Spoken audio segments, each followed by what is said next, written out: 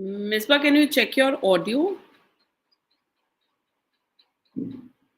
All right. I think my audio was Yeah, now it's off. now. All Yeah. right. You can hear me?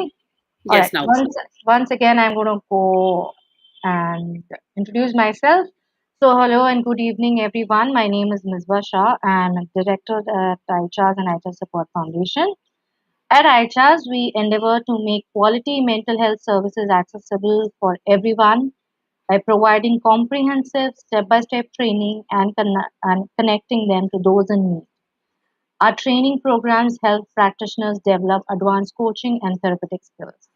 Today, we are here to present to you the third episode of TruTalks on NLP, a comprehensive masterclass to demystify NLP, Neuro Linguistic Programming, and provide coaches, therapists, and other practitioners an understanding of how NLP can aid rapid, effortless, and sustainable change creation in various forms of coaching and therapy.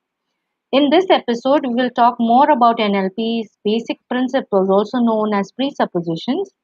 And I have with me Mamta Sharma, and together we will take you through these masterclass series. So, can you, Mamta, introduce yourself to the audience? Thank you, Misbah, and thank you everyone present here with us today, and those of you who will watch this later. I am Mamta Sharma, Director, iChas Support Foundation, and one of the lead trainers for iChas. And I'll be your co-host for this masterclass series, True Talks on NLP. In these live episodes, every Wednesday at 6:30 p.m., me and Misbah, we come together to discuss the key concepts and techniques in NLP, so that we can demystify it for all of you. And today's episode is a continuation of our last episode on NLP presuppositions. Before we begin, I encourage all of you to keep asking your questions, typing your comments, feedback in the chat boxes on whichever platform you are watching us on. And we'll try to answer them as we go along or towards the end of the episode. For those of you who are on Facebook, you can start a watch party so that your friends can also benefit from this discussion today. So, Misbah, which presuppositions are we going to talk about today? All right. Before we start up talking about the other presupposition, let's first discuss about the homework that we had given last week. Right. And we had asked everyone to observe the situations where you are interacting with someone whose point of view you didn't agree with, and to recognize the difference between your map and their map, and make an attempt to understand their map and perspective. And I would also request everyone to share their experiences and response in the chat for sure. And in the meanwhile, Mamta, you can share your observation. Right, Misbah. So, my observation was that now we know that COVID cases are, increasing again. They're on the rise. The numbers are steeply rising. And I came to know that someone is getting married during this time. So, initially, I was very angry and confused about why you have to get married at this time when you know it is so risky and, you should not be holding public gatherings and so on. But later, when I spoke to you and I was, sharing this with you, I realized how many people now feel that, since COVID is not going away, they can't be putting their lives on a hold forever because people have been waiting to do various things for or more than a year now. And they are trying to live normally and they're taking all the precautions because the person I spoke to, he told me. And marriages are a part of life. So, I mean, for them, it's like, they're just going on with their life. So while I may still not go and attend public gatherings, and I said, okay, God bless you on the phone itself, but I stopped feeling angry about it. This was a very big shift from my earlier angry and confused state. So simply an understanding that other people have a different map of reality than mine and they are operating from their map, I am operating from my map, makes my life so much simpler and easier. So this was my takeaway from the homework that we had given to everybody last week. Oh, that's something uh, I think nice, and that's a discovery in itself, possibly. But that's what I can say. Uh, I hope our viewers have had also shared or have their observations and learnings, and it would be great to know what it was all about. And this brings us to the next presupposition, which is people respond according to their map of the world. So, all of us respond in accordance with the map of the world we hold in our head. This map is based on what we believe about our identity, our beliefs, our values, as well as our attitudes, memories, and cultural backgrounds. Right, Ms. Ba, absolutely. And before I start talking about what I have in my head, I think we can say a quick hello to everybody who has joined us. I see a lot of people on YouTube and Facebook. So, hi everybody. Hi Jay, Bushra, Nitin, Hello, Pratap. everyone. It's good to see you here. Some regulars, some new people. So wonderful. Join us in the discussion. Keep sharing what is your take on what we are discussing, as well as if you have any questions in the comment box. So yes, Ms. Ba, as you were saying that and as I also shared in the beginning, that the map of the world from which one person is operating may not make sense to you. However, just a little understanding and tolerance can help enrich everyone's life, as I described earlier with my marriages during COVID example. So this is a simple, yet it's a very powerful realization. It helps us make sense of behaviors that we may not be able to understand, especially in others, obviously in ourselves and others too. For example, when parents and children have a conflict about what career the child should choose. So because I am a coach and a lot of young adults come to me, and they're usually grappling with this conflict, that parents are thinking more from a perspective of financial stability in career, and comfort, and children are, or these young adults are thinking more from a point of view of growth, flexibility of time, and being their own boss. So the career that the parent wants the grown up child to choose, and what they want to choose, there's usually a big difference there. So for example, last week one of our students who was training with us in cognitive hypnotic coaching, she shared that she wanted to establish a private practice as a coach, but her parents wanted to take her to take the UGC exam, become a lecturer in college, and they were having arguments about it every day. It was becoming very difficult for her. In fact, she was very sad and so on. And her first question was, I'm not able to comprehend why they are so opposed to my idea of becoming an independent professional. What's so wrong in it? I have trained in psychology. I want to become a coach. I want to become a therapist and help people. She was absolutely puzzled when she came to me. I can really second the thoughts of what your client actually said, and I have also kind of witnessed it with my clients.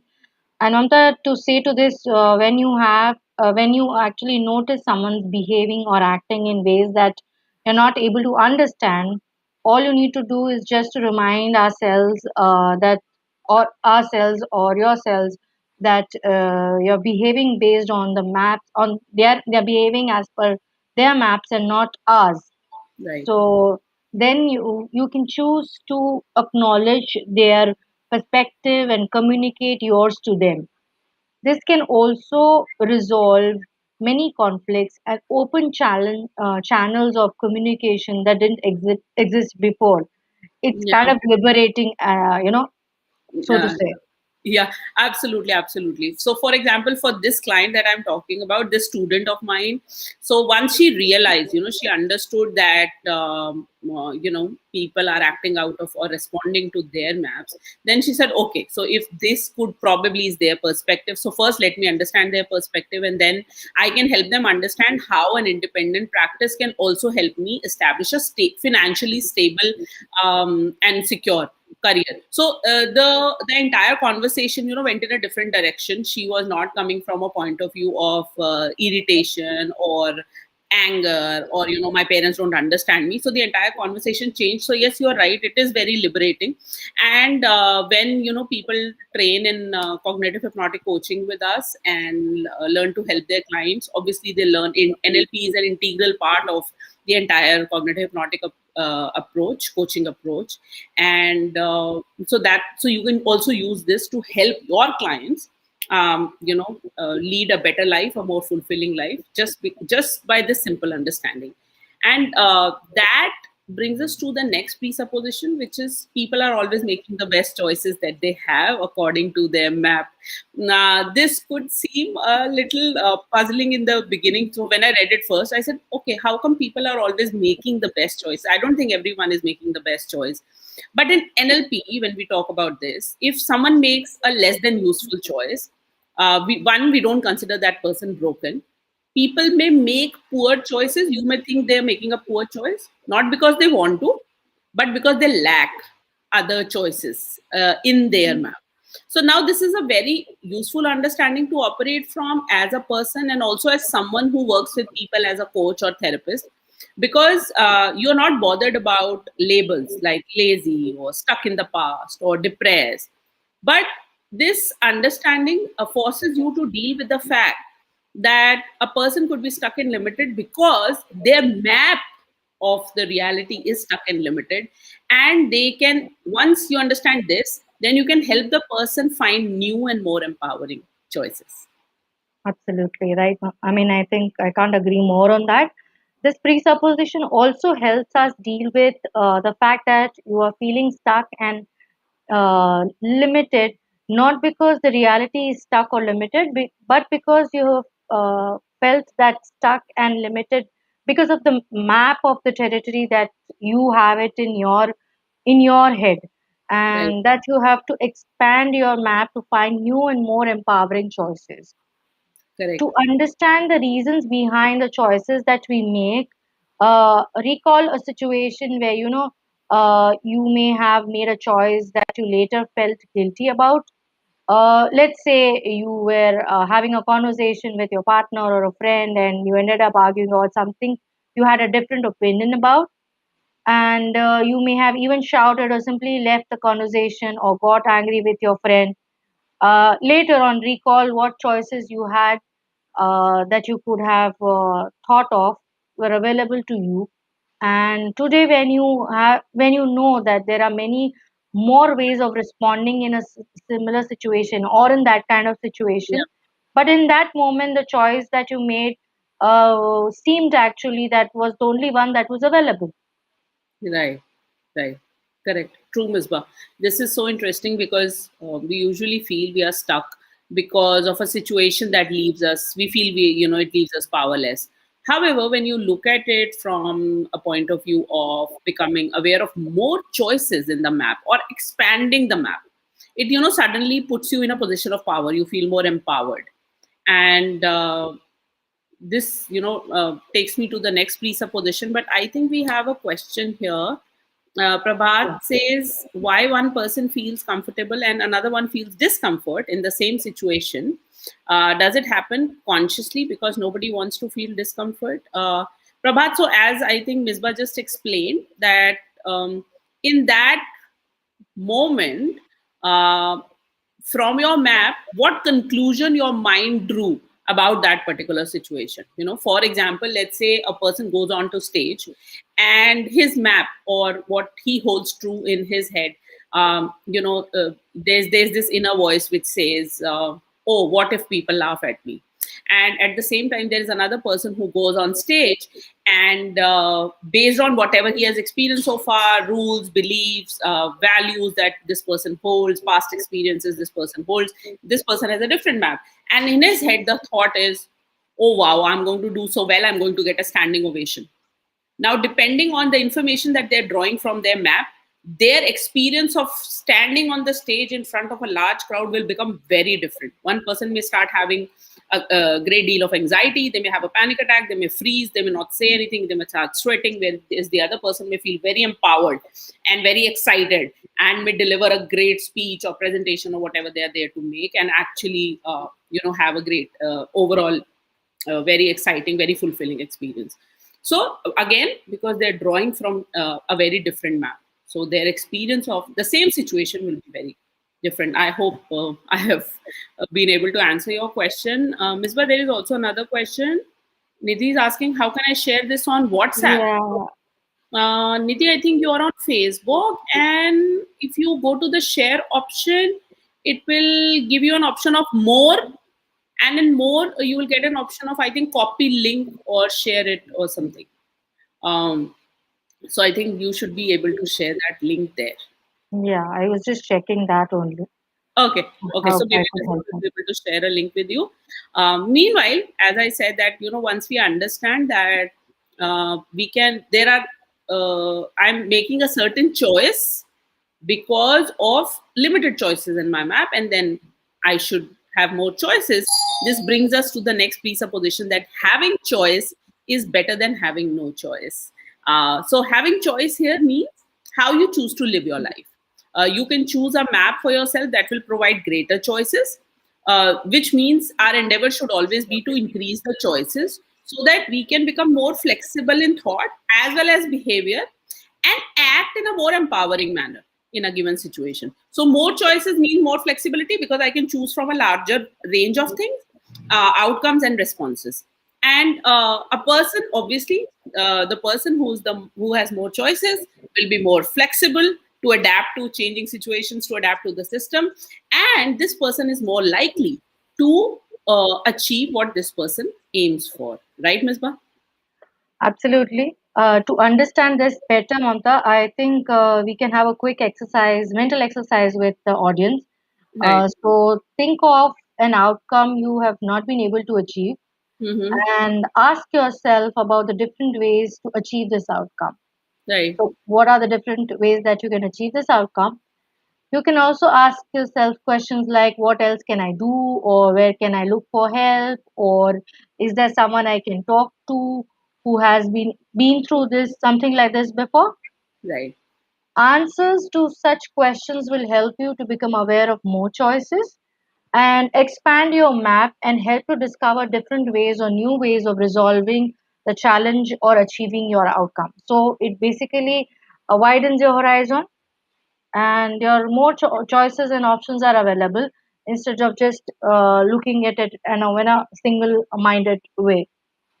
Right, absolutely. Wow, Misbah. That's, yeah. So those simple questions that Misbah just shared with you, that can help you become aware of more choices, right? So I think, we usually discuss that, the first question that people generally ask is why me? And why me keeps you stuck in the problem with the choice that you have. Whereas the question that Misbah just shared will, lead you to a larger number of choices. So instead of why me, you can ask what else can I do. And I think even at iChars, we have been asking such questions, and they have helped us move forward. So for example, when the pandemic struck and all our training programs were offline, and that's the question that we ask, okay, so what can we do now? How do we ensure that people can still learn and train and build their skills, because now there is an even greater need for mental health practitioners, a larger need for coaches. So how do we keep it rolling? And that is when we discovered tools like breakout rooms in Zoom, which through which our students can actively practice in even over Zoom, even over online, during online training and so on. So it suddenly expands the number of choices you have. And when you learn NLP, as I said before, during cognitive hypnotic coaching, NLP is a very integral part of the training that we have. Then you can also help your client become aware of these choices. So it is very powerful for self as well as if you're working with people. And it has always made me feel that I can do, there is something I can always do, uh, Right. for myself as well as when I'm working with clients in coaching or therapy. And that is what my aim is, to help them become aware of more choices, which takes us, I think, to the next one, that the presupposition in NLP, which is Mamta, people. there is a question here. Sorry, you Yes. want to take up the questions or do we take up the questions later on?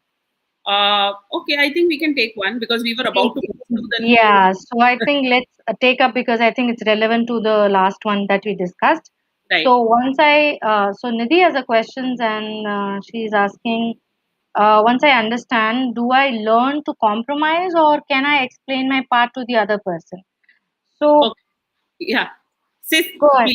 please go ahead. No, no. I was saying. Just I think that it won't be termed as a compromise, but it would be better that you would be in a better position to communicate your point or position to the other person, and also in turn understand where is the other person coming from, and then come to a consensual ground wherein you're able to bring about the desired outcome or the result or whatever you want to communicate.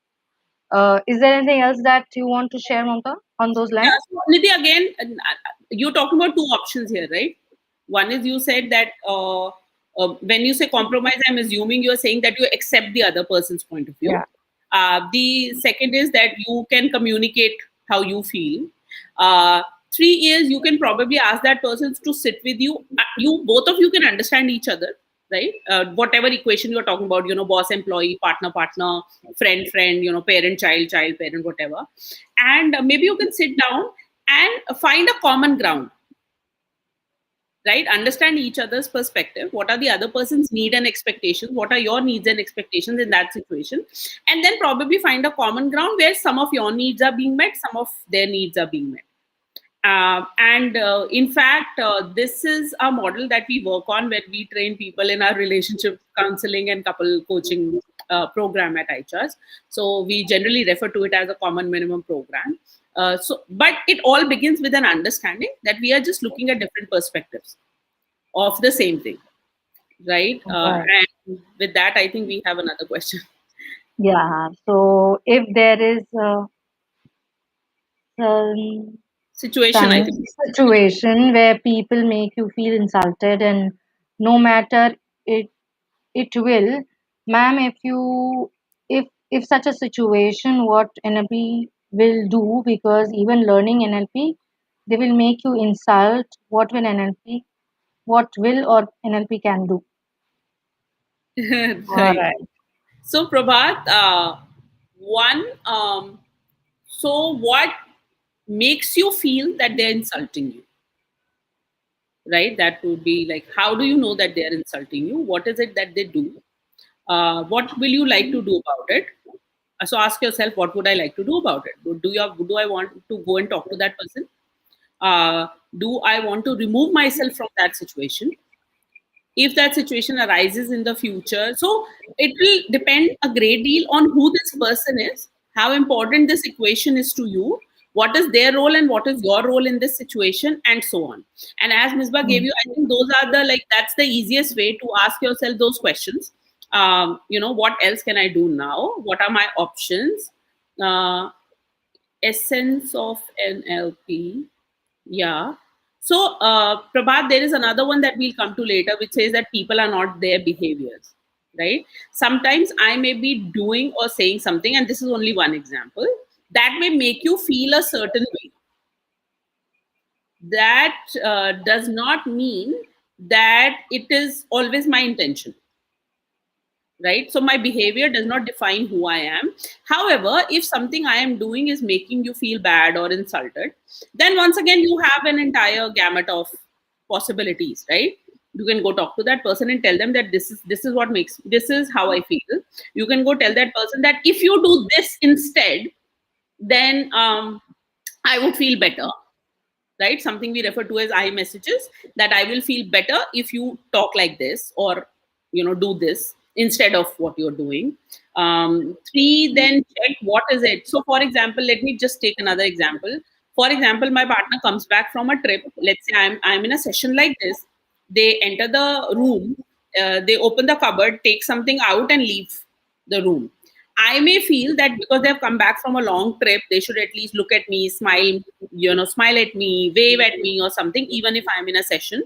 And I may term this as my partner ignored me, right? Whereas my partner may have just seen, okay, she's in a session, she's busy, and let me quietly leave because she will get disturbed because she's in a live session. Now, his intention of not disturbing me may look like ignoring me in my map, right? So you may also want to look at what is it that is insulting, and what would you like to do about it, right? Right. So I hope I have been able to answer your question. um Yeah, I think so. Yeah. okay, so I was coming to, people are not broken, people work perfectly, which means people are not wrong or broken, they don't need to be fixed. However, It is simply a matter of, and especially from the point of view of clients, when you are coaching a client, it's a matter of finding out how they function now, right? What are they doing, so that you can help them change that behavior into something that is more useful or desirable. So, regardless of what results you have got so far in life, what outcomes you have been able to achieve, we have made all that happen, knowingly or unknowingly, right? I have been the key force making all that true or alive in my life. For example, let me take a very simple example. For example, if let's say I'm overweight, then I have done some things knowingly or unknowingly regularly to accumulate that weight, right? Now I can use the same mental resources, right? I that means I have certain habits, which means I can form new habits. That means I've been doing something regularly, that which means I can also do other things regularly. Now I can choose the same resources to achieve other outcomes in Right. my life, right? And if I have certain results in my life that I don't like, I don't want to have, uh, you know then there are things that I'm doing which are contributing to maintain that, sustain that in my life. So to believe that you're broken and that is why all this is happening to you is very disempowering and leaves you powerless, as I said before. It creates low esteem and unhappiness and sadness and depression and so on, right, Misbah? Absolutely. To understand this better, let's take an example. Think of a problem that you've had for some time now in your life, and now when and how you behave consistently, which enables the problem to sustain itself. So it's like it's not going anywhere.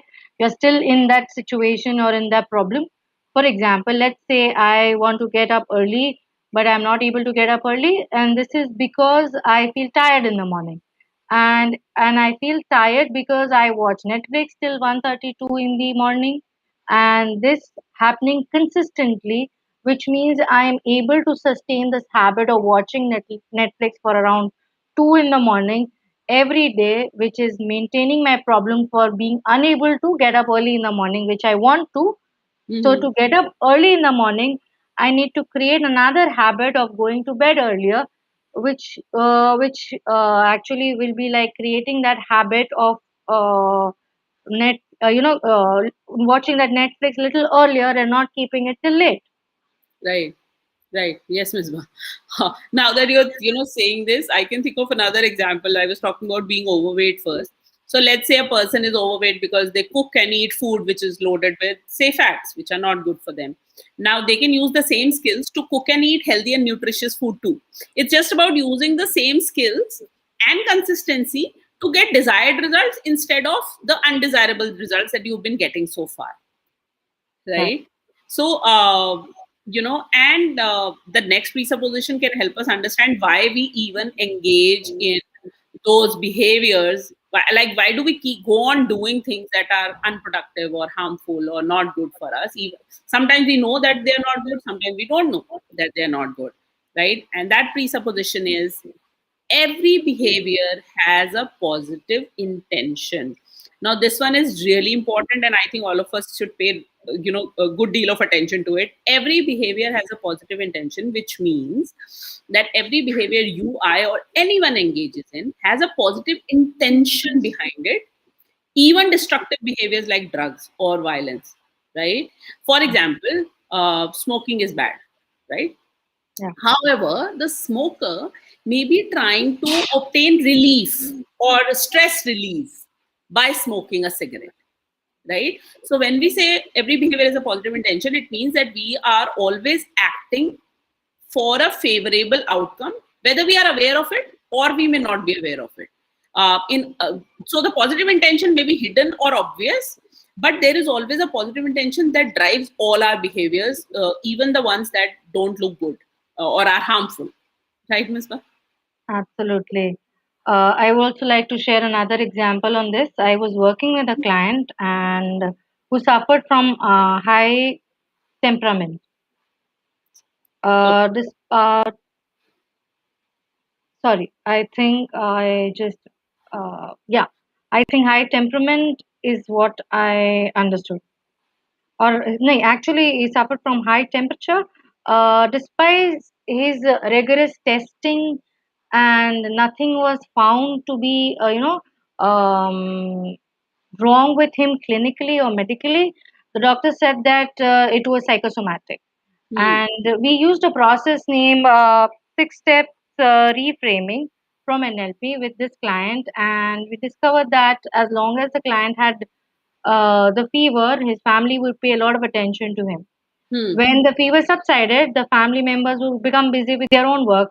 Hmm. And then when the fever would return, getting the attention of the family member was a positive intention behind the unexplainable fever.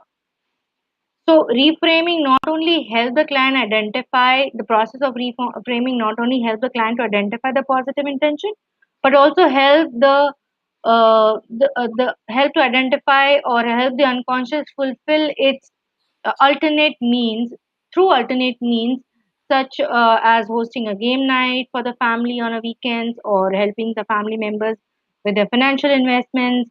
It still helps the client get the attention yet without creating the fever. Hmm.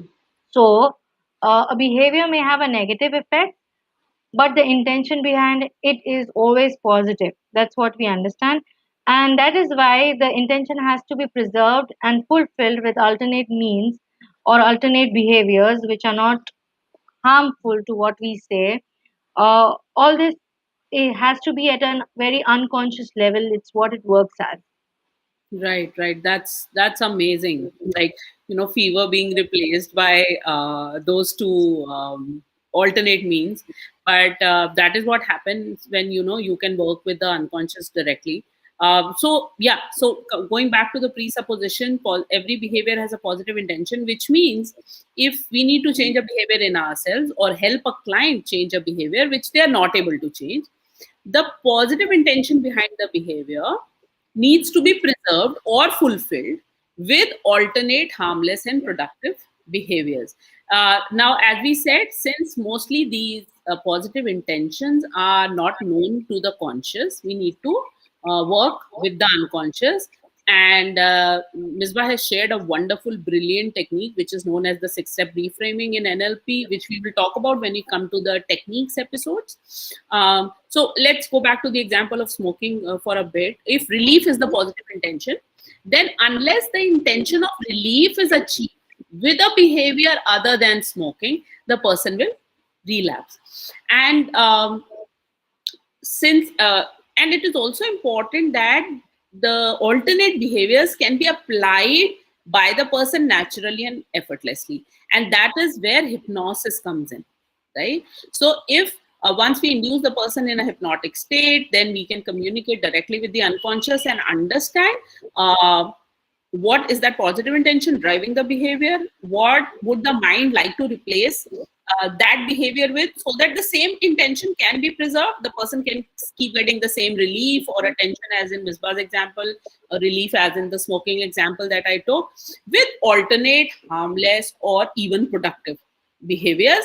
And since it has been done in a hypnotic state, the person will be able to apply those behaviors very naturally and effortlessly without creating an internal conflict कि cigarette उठाऊं या नहीं उठाऊं, automatically the person will move to the alternate means, whatever it is. I think Misbah, the client's example that she shared, that the person started hosting game nights for the family to, and probably it got the person the same attention if attention was the positive intention behind it, or helping them with financial investments, it again got the person the same degree of attention, right?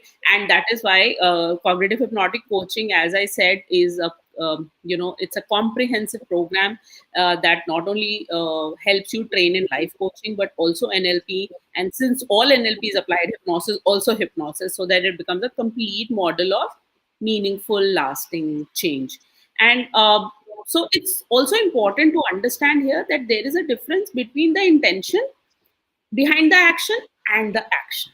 So this also makes NLP a very kind and compassionate approach to change, because it says the action is different and the intention behind it is different. It acknowledges the importance of making changes by preserving the positive intention.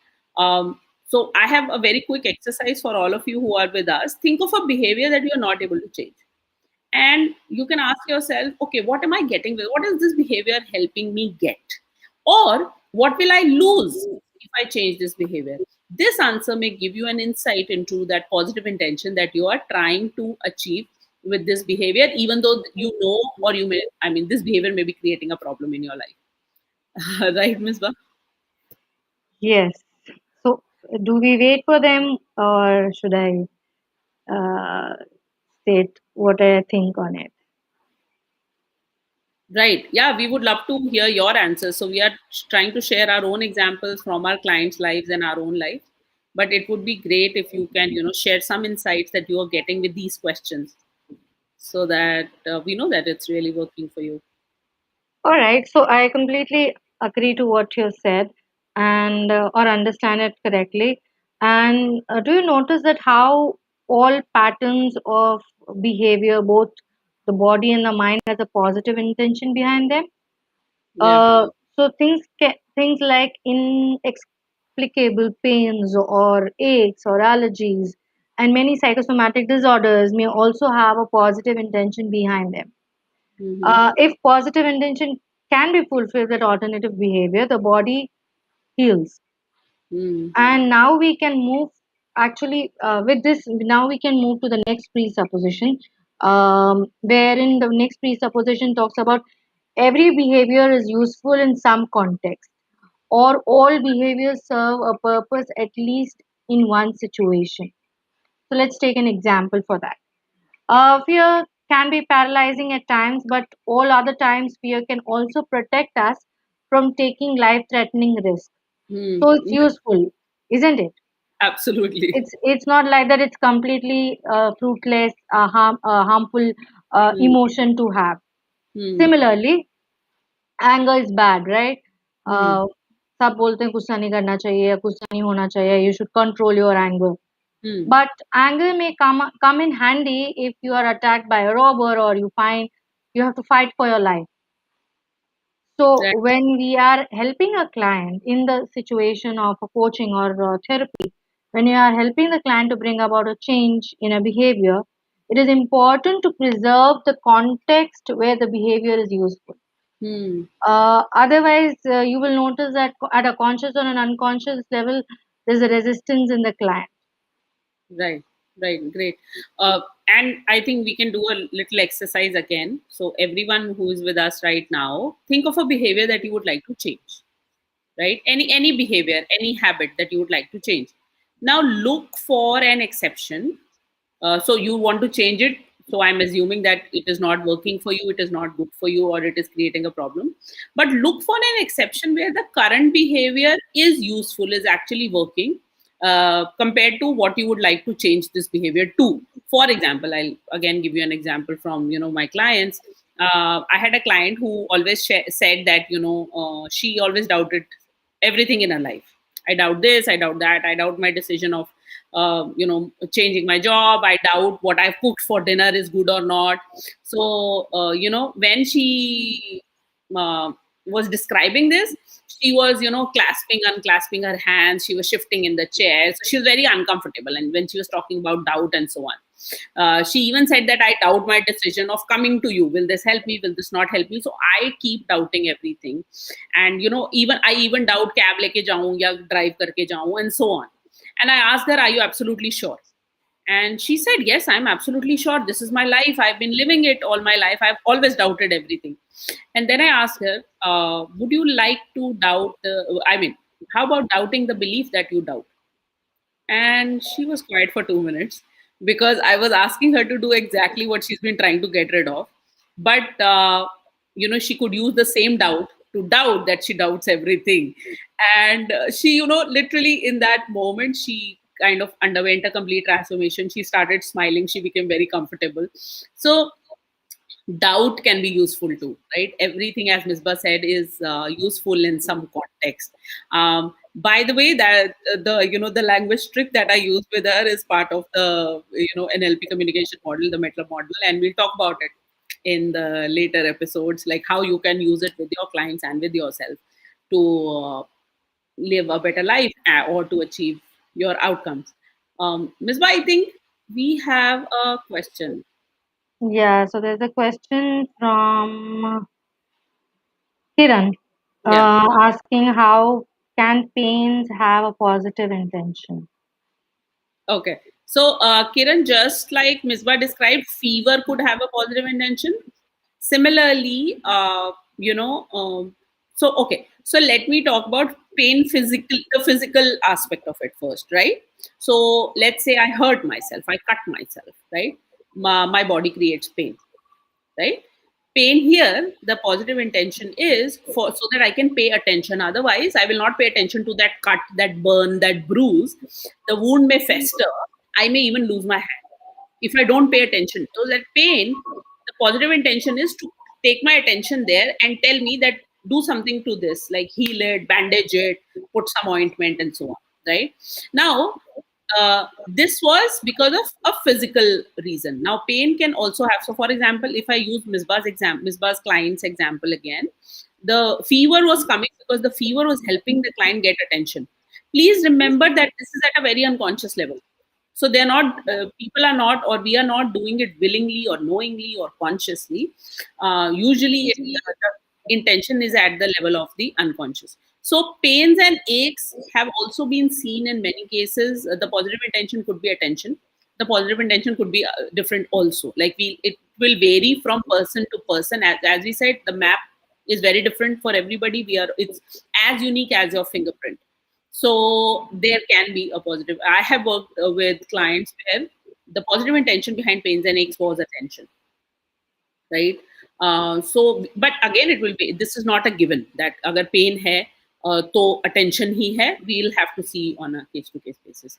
I hope I have answered that Yeah. question. Yes, Ms. Ba.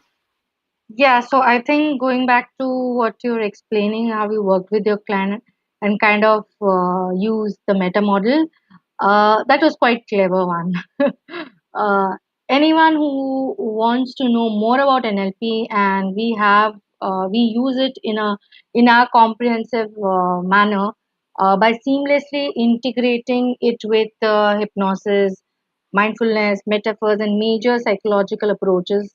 Can check out the link that I'm going to share it in a while into the chat box. Right. Moving to the next presupposition, which is, I think, all of us might or should learn with each of the attempts that we make in our lives and whatever we're trying to pursuing to achieve, which is there is no failure, only feedback. Now, everyone makes mistakes and experiences setbacks, Right. but you have a choice between allowing yourself to be waylaid by your undesirable results or taking on both the lessons and that are presented and dusting yourself off and having another shot at jumping the hurdle. In other words, what you are doing isn't working, do something different. Yeah, indeed, Ms. Ba. So, as Misbah said, there's no failure, only feedback. Change tactics. It's better than continuing to feel frustrated or bang your head against the wall, or spend your time crying over what has not worked. Um, However, before you can actually change, you need to understand more about your present situation, right? So, what is it that is not working and you can change? Would you like to communicate differently if it is about communication? Perhaps you don't have the necessary resources to achieve your outcome. Maybe look at how you can change things to achieve a different outcome or different results or desired results, right? So, for example, you want your partner to hug you, right? I'm using a very different example. I'm using a relationship example here. You want your partner to hug you, right? And perhaps you need to come right out and tell your partner that you would like to be hugged more, right? Remember that positive feedback works brilliantly. So when your partner does hug you, make sure that you clearly demonstrate that you appreciate that they are hugging you, right? In order to keep that change in place, right, Misbah? Absolutely. I think that's very important and that actually builds a bridge to communicate. अगर see अगर सामने वाला नहीं समझ रहा है तो might as well Why not sit down a person and talk about it, or tell them what you're expecting? Yeah. And to see this presupposition in action, I am going to leave our viewers with another exercise, but as a homework. So think of a time in your life when plan didn't work out for you. So you made your plans and it, for some or the other uh, reason didn't work out. Ask yourself, what did you learn as a result of it? What will you do differently in the future as a result of this learning? Right. Yeah, that's a good one. That's a good one. So it would be wonderful if all of you can share the answers that you're getting when you ask yourself these questions. We shared quite a lot with you, and it would be great if you can share your learnings and your results. I think we have another comment, Ms. Ba. What if the other Yeah, person yeah. doesn't understand despite spelling it out? So what would you like to do? Right? So if it's about another person, if it's about a relationship, right? So in relationships, I think it's about relationship issues are usually about our expectations that are not being matched or met or fulfilled. So now what would you like to do? Would you like to accept this person the way they are, or maybe this thing that they're not doing or doing, which is not good for you, not working for you, is so big that you may not want to accept and move on from the relationship? Or would you, as I said, would you like to create a common ground, a common minimum program that I will do this, you will do this, right? Interestingly, in relationships, while I'm digressing from the topic a little, interestingly, in relationship, Nidhi, we don't do an expectation setting, personal relationship, right? In professional relationships, we do great. I mean, a lot of expectation setting. We draw contracts, offer letters, appointment letters, deals, deeds, and so on. That is expectation setting, right? This party will do this party. But in personal relationships, there's no expectation setting. We just assume that everybody knows how to be and behave. There are no manuals. Each relationship is different. Nobody knows what is, what's the best way to behave. So it's important to do an expectation setting at whichever stage you are in your relationship, right? So ideally, it should be done when the relationship begins or before it begins, but everyone does not have had that opportunity. So do an expectation setting. Tell the other person that this is important for you. If they don't understand, then once again, your check what your options are. What else can I do? What am I trying to achieve from this situation? Is this the only? For example, let's say I'm taking my partner's example, right? So my partner is a very loving partner. He goes out of his way to do a lot of things for me. However, there are some things that he does not do. For example, I love going to the theater. I love movies. I mean, obviously, pre-COVID, now things have changed. But yes, I love, once situation normalized, I love going to the theater. My partner does not like that, right? So I ask myself, how important is this? Okay, this is really important for me. Is this such a big issue that we have a fight every weekend? And there was a time when we were having a fight every weekend because I would want to go to the movies and he would not want to go to the movies, right? So, and then I said, okay, movies are important for me. My partner is doing 9 out of 10 things for me. This is what my partner is not doing. This is the 10th thing. I love movies. Okay, what can I do? Maybe I can go to the movies with my friends and do the rest of the things with my partner, right? So that is one option that my map told me, okay, this option exists. Maybe you have not looked at it, right? So you need to check how important is that thing that you're looking for and it is not getting fulfilled, and what would you like to do about it, right? There are then several things that you can do. As I said, if you are a coach or a therapist, then this is what we help you do with your clients in a structured step by step manner in our relationship counseling course. So maybe that's something you would like to look at. Yeah. All right. So I think we have had a good amount of presuppositions today that we've Yes. talked about. I Yes. would say to all of you who have been watching us, or all of you who are going to later watch us on, because since we are live on YouTube and Facebook, Yeah. so to mull over those, Yeah. presuppositions, and if you have any questions, say after this episode also, maybe in the next episode you can come up with those questions, because we are going to continue with other presuppositions, the next set of it, in our next episode on the same time, that is 6:30. And on the same day, same day, not the same day, but yeah, Wednesday, not the same date, Yeah. 6:30 on the next Wednesday. And we will definitely take up those questions and the new questions that come in into your understanding. And I think we are good to go unless and until we are not missing on any questions. As far as I see, I think we have taken up all of the questions that had been asked. Yeah. And yes, do keep in mind the homework that has been given, and do let us know how did it will actually give us more insight and more horizon to think about. So once again, I think time to say goodbye for the evening and have a lovely, safe evening and Oh, see you all next time. Yes, yes. Mom. Yeah. No, that's it. So thank you. Bye bye. Good night. We'll see you next Wednesday, same time, same platforms. All And right. All right. Thank you so much, everyone, and have a lovely evening. Take care and be safe. yeah, bye bye. Bye.